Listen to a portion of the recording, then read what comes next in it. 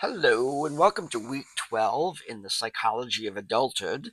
And we're going to be looking at chapter 11, which I termed Plan B. And that comes from actually a story in my own life of my children's maternal grandfather, who his name was Robert Warren. And he was an impressive man, very interesting, talented, intelligent man who sadly was killed in a head on collision when my children were young.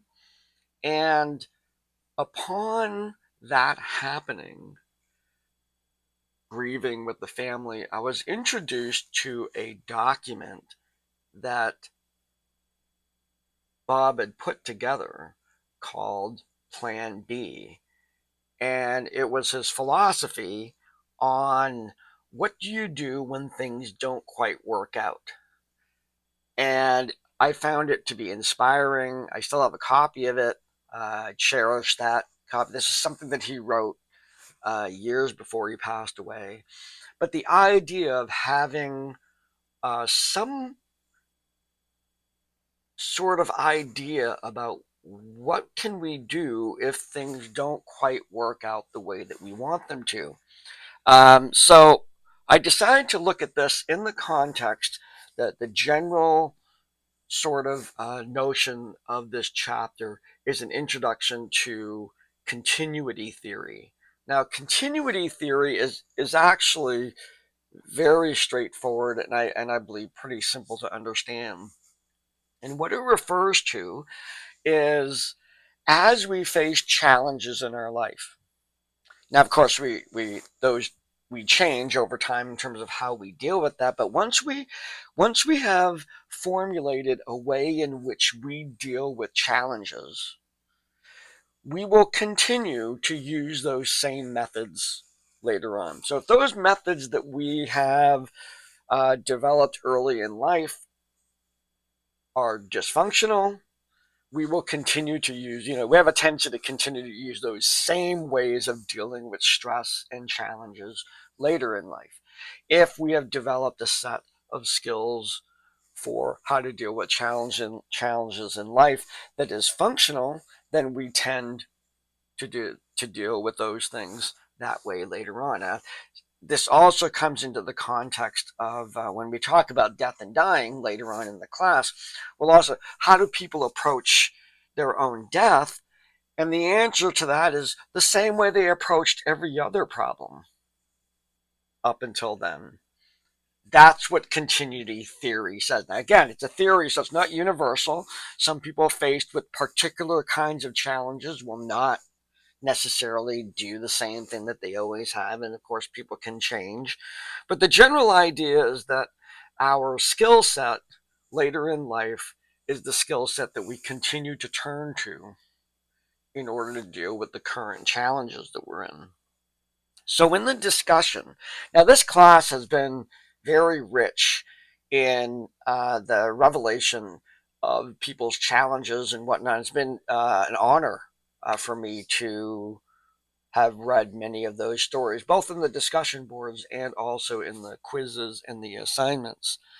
And so, in this discussion, I'm asking you again, even though some of you have already very eloquently outlined challenges that you've had in your life, I'm asking you to consider when things went wrong, when things did not work out the way that you wanted in the context of continuity theory. And I'm thinking that maybe rather than just focusing on a description of those times and what you did, is I would add to that, how did other people play a role? You can refer to that story or these stories of challenges within the context of continuity theory. I used the skill set that I had from previous challenges to deal with this current challenge, and then add to that, and who was there, who helped you with that, and who was able to potentially sustain you or to feed you or to take care of things for you when you were facing that particular challenge. And so, hate for this class always to be so heavy, but it's been wonderful. This whole exploration of people's lives has been pretty amazing. And so here we are again talking about those same kind of challenges in the context of continuity theory. How did you change course? How did you use the same skill set that you've had before in order to deal with those current challenges? The assignment has you look at a couple resources now, and I haven't provided the actual resources for you, but I tell you about the Handbook of Adult Resilience, and I talk to you about my friend Amy Morin's book, 13 Things Mentally Strong People Don't Do. Now, these are guidelines as to what's important when people are faced with challenges and our ability to thrive despite those challenges, to meet those challenges, to rise up, as we would say, to rise up to those challenges. And we look at adult resilience in that way. And the Handbook of Adult Resilience talks about psychobiology, taking care of your body, positive emotions, self regulation, and emotional intelligence, self complexity, understanding your own complexity, lots of intrapsychic intelligence there, grieving, going through the process of loss, faith, spirituality, and personal cosmology, and finally, community. See, that kind of relates to resilience as I'm asking you to talk about it in the discussion. Now, Amy Morin's list, which follows right after that in the course book, are things that she wrote about that people don't do when they're going through a challenging situation. Her own life took quite a turn, and she had to rise up to the situation. And these are the lessons that she learned about her own self, reflecting on how she has successfully moved through those challenges. So, what I'm asking you to do is first look at those adult resiliency things that I listed and write a sentence about each one of them, about your skill set there. Then I want you to blanket maybe a paragraph or so about Amy Morin's list of things to not do, and maybe highlight places where you're strong, where you don't feel that you have a tendency to go that way. Let's say um, it says don't fear alone time, and for you that might not be an issue.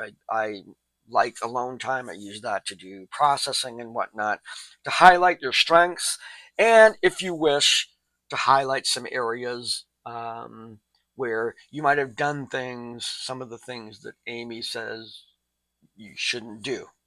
And so areas of improvement or areas to focus on and whatnot.